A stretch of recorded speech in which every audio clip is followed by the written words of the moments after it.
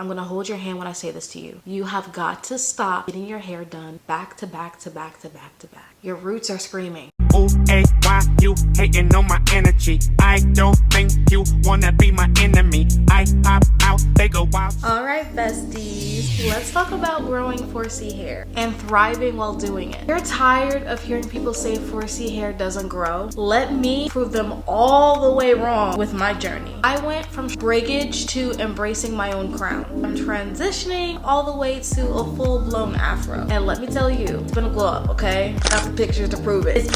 It's been a glow up. So here's exactly how I did it. Welcome back to my channel. It's Kayla, and in today's video, I'm going to be sharing with you my hair journey and how to grow your 4C hair. You see me looking down a lot because I got my phone, I got my talking point. I'm not just talking out of my behind, like this is the real deal. I'm gonna tell y'all how to grow out your hair because I did it. First, my hair used to be relaxed, and then I actually transitioned in high school. I had a friend help me transition to wearing my hair natural, and I never went back. My hair used to be thin and damaged, and my hair used to break off all the time. Now I fully have a fluffy 4C head underneath this wig to my hair looking like this. So honestly, growing 4C hair takes consistency, it takes patience, and it takes time. It also takes being intentional. Number one, let's talk about daily care habits that you should incorporate in your routine if you're not doing these. So first, you want to make sure you're deep conditioning at least once a week. Yes, I said it, at least once a week. If you're really trying to grow out your hair and promote hair growth, your hair needs to be moisturized and hydrated at all times. So in the very beginning, when I was growing out my hair, yes, I was deep conditioning and washing my hair at least once a week.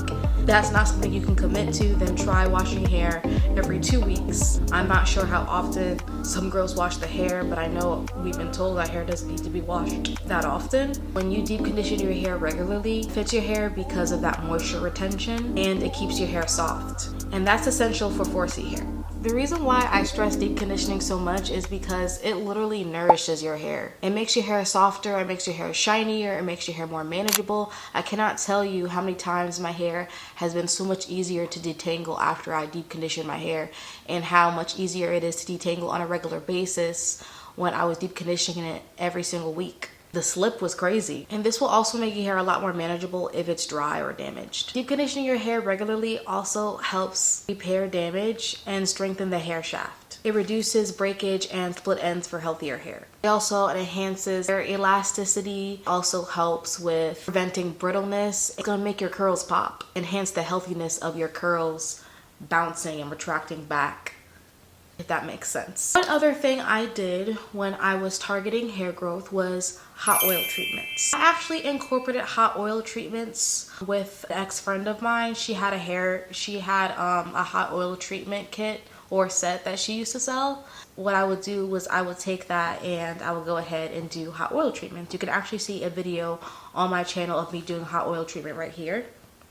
And so I would do this at least once or twice a month because hot oil treatments can actually strengthen and nourish your scalp, which promotes hair growth. And the most important key here is what type of oil you use. What I was using in the video that I mentioned earlier was a combination of oils, but I really like to use black castor oil or Jamaican black castor oil. Jamaican black castor oil is literally known for making your hair grow.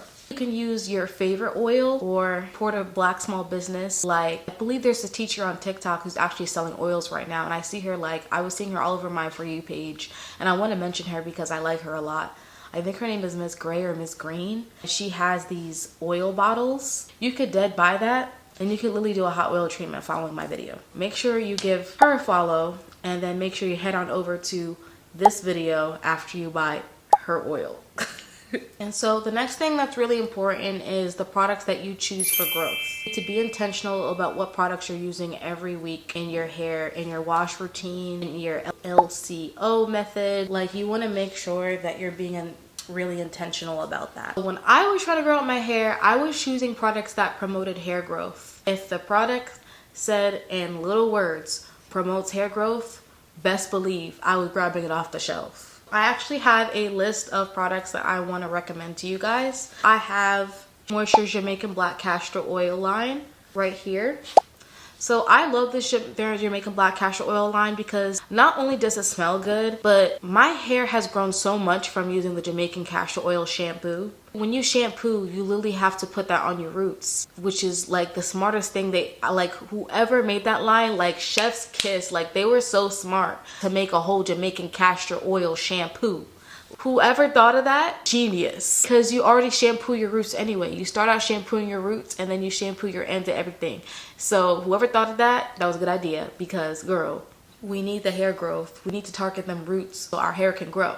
The next product is, even though I know that this brand got canceled years ago, low-key, when I was growing my hair, I still use this product and I didn't deal with a lot of flaking. I didn't deal with crazy amount of breakage. I actually found this product really useful and I really liked it. So I use Eco Styler's Gel Flaxseed Oil Gel. As you can see in tiny writing on the label, it's gonna say promotes hair growth. So you get the gist. I didn't have any issues with this gel. It didn't break off. To me, I feel like I was being intentional by using this product. I have 3 oils for you guys that you guys can use in your hair. I was using, and I will also list the benefits below. The first one is Jamaican Castor Oil, which is a no-brainer one. You also don't want to oil your scalp too much because I believe I was taught by a friend, if you oil your scalp too much, it's basically like too much for your scalp. So you want to like make sure you're oiling your scalp every other day. You want to layer it with too much oil, you know. You want to oil your scalp too much because oiling your scalp too much can lead to product buildup, and that's what I'm saying. That's another thing with these products. You want to be mindful of how much you're using them. Like if you're gonna do something with your hair like once a week and maybe oil your scalp like twice a week, then okay, you don't have to worry too much about product buildup. Oil obviously still in moisture, but you don't want to overdo it. So definitely just be mindful of how often you're using these products in a week. Yes, you want to make sure you're doing it regularly and daily, but you don't want product buildup. So some other oils that I also suggest is Miele's rosemary oil. Yes, I know they have a lawsuit right now, but girl, if it does not work for you, cut it. For me, it works out for me. You want to grow your hair, give it a try if you haven't tried it. Has not worked for you, skip it. Don't add it to your hair regimen.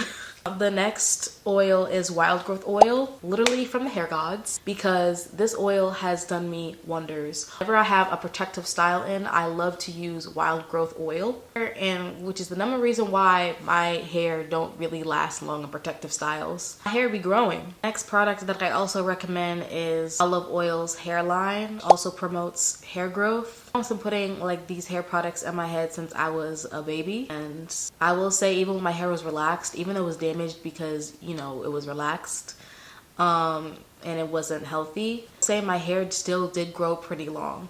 Honestly, just super duper important to make sure that you're being intentional about the products that you're choosing and making sure that they align with your hair growth. So you know, if your hair goals are moisture, make sure you're choosing products that aren't going to dry out your hair. Goal is hair growth, like what we're talking about in this video. Make sure you're choosing products that actually promote hair growth, and also make sure that you're choosing products that promote less hair breakage, ingredients that target things like that. Or we're going to talk about embracing your natural hair, and I say that as I pat my glueless wig. Growing out my hair, I think it was like 2 years straight, I was literally only getting my hair done like once or twice a year. I'm gonna hold your hand when I say this to you.